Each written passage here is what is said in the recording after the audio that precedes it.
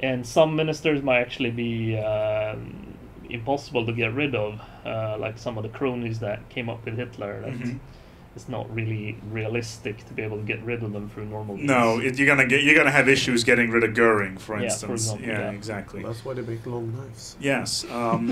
There's another question right here, specifically about the tech companies, and one in particular, when you select your technology tree about the light aircraft manufacturing. Are we going to be expanding more on these? Because, for instance, we have Messerschmitt here as a light aircraft manufacturer, whereas they also made the ME 410, which is by far a heavy aircraft, like a heavy attack plane or a heavy fighter. Will we have bonuses? Let's say you have Junkers. Let's say you have Bayerns Fluggewerke, you have Messerschmitt. They give different bonuses depending on what airplane type. For instance, BF makes better light planes, but their heavier planes are shit, etc. Yeah, well, they kind of have one focus, so you can still use them for research bonuses while you're, say, researching a 410, but I'm not sure I'd argue that the 410 was some kind of marvel of our airplane. What's that one with the 50, Cal? I think there was That's one. that's a one BF. That was a ME 410 special version with a giant. I don't know if that one ever actually flew.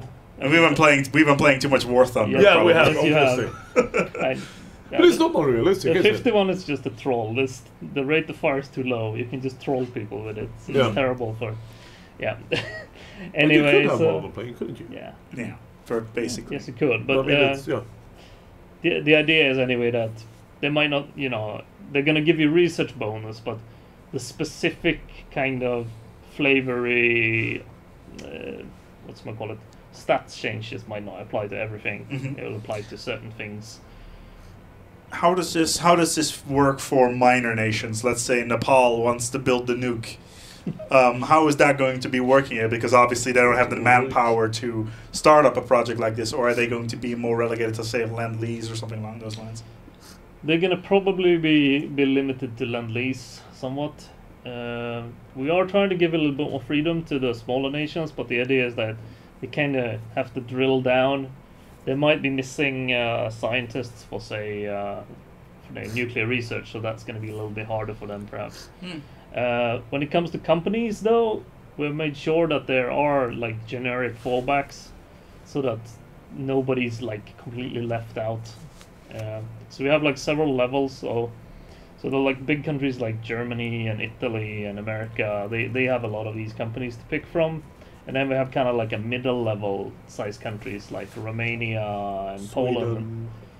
Yeah, Netherlands. Sure. I think we count Sweden as a minor here, but. I don't know. Maybe we had the Bofors and stuff. I don't remember. Yeah, because we were one of the biggest. Can you get Saab? Industrial power still. I am actually not sure, because the guy who was doing them during Christmas, so I haven't actually checked if he added them to Sweden or not. But Bofors Sweden was on the really list, but I can't confirm or deny that they're in yet. Before we continue, by the way, someone in the chat is claiming that the Tiger was an experimental tank, and he does not agree that it is in our game. I suggest you go and research the 501 combat divisions, and then come back to me and tell me a little bit more about how experimental these Königstigers were. Yes. The Tiger or the Königstiger? Both of them. Oh yeah. Oh. I like how these didn't they build like 1,400 Tigers at least? I think something like that. I think the average division kill count was like 17 kills per tank lost. So yeah, that depends whose statistics for it's like kill count you're doing, but. Russia, America, German Ace program. There's a lot of German Aces. Yeah, stuff like that has a tendency to, you kind of need to watch both sides, because some sides, I don't remember exactly who now. Maybe the Germans did. Will count it as a kill, even though that it's completely salvaged and they repaired it for the next day. And stuff like that. So comparing statistics is very important, that you're looking at several different nations' sources. Yeah, where did you get the statistics from for your airplane models? Okay, so researching this actually turns out to be a bit of a pain in the ass, because when you're trying to find certain stats like average range and stuff like that, it can be quite hard to find that. And it's in like a mix of units and stuff. So I actually booted up my old favorite game from, I don't even know, it's like 2001 or something, IL-2. Which one? Sturmovik. Oh, yeah. The old flight sim. Yep. Because they have great like range data on pretty much everything. And kind of just sat there playing that a day and wrote down all the numbers. Yeah, it turns out that it's really difficult to find statistics for Russian airplanes unless you're Russian. Yes. Yes. This is so. Yeah, Eel Stormovik. Thank you so much, guys, for whoever. Yeah, for that. Is that a good game? Should I try it? Yeah, you should. Especially multiplayer. It's great. It's awesome. It's awesome.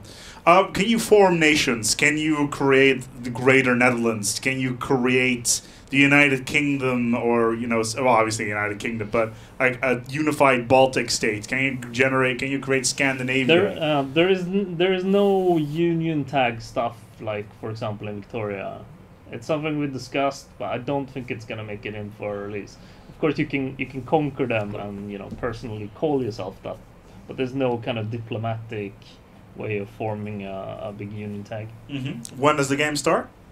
1936. Wow, that's why was the reasoning behind 1936 and not the rise of the NSDAP in 1933? Because then you would have to make a game called basically Rise of the Nazi Party and only really focus on Germany to make it interesting. Either that or shift the whole game into kind of more of a Victoria-like game with lots of internal politics. I mean, when you make a game, you have to kind of focus on what the point of the game is, and the point of Hearts of Iron 4 is to do a war game, and it doesn't really. There's no way we can both develop something more detailed than Victoria and do Hearts of Iron in the same game, because Jacob would never give me the money for it. Because it would take forever. Yeah, that's the thing. You could get the money if you haven't done it until Q2. But yeah, so it's basically completely different goals of the game, and you would end up basically developing two different games. So yeah, that's probably why. Okay. When it comes to, for instance, some of these, obviously we have politics. When it comes to, say, we create a puppet state somewhere, how do we deal with politics in that particular case? There's a little button there in the interface called Manage Occupation, where you can control and release. Which I currently don't have, which is annoying. Yeah, also it's for a future diary, so I'm not going to allow you to click on it either. Oh, okay. We're not going to go and do anything with that then. No, we shouldn't go into too much detail, because it's not all... If you open that, it's going to be horrible and pink, I think. But the idea is that we can have a screen where you can manage. So someone suggested kind of doing like, what's it called? Reichsmarschall, something. I don't remember what the German word is for it. Basically, deciding who controls an area. Oh, the Reichsmarschall. Yeah. Yeah, it's something we discussed, but the problem is, on one hand, it becomes kind of a little bit touchy morally, and also it doesn't match how different other countries did it. So it's hard to do as a general mechanic, which is what we're trying to focus on now during development. But who knows, maybe DLC one day or something. Yeah, exactly. When it comes to, obviously, this particular character is going to be a problem in certain European nations. What is the goal for us when it comes to localizing Germans in Germany?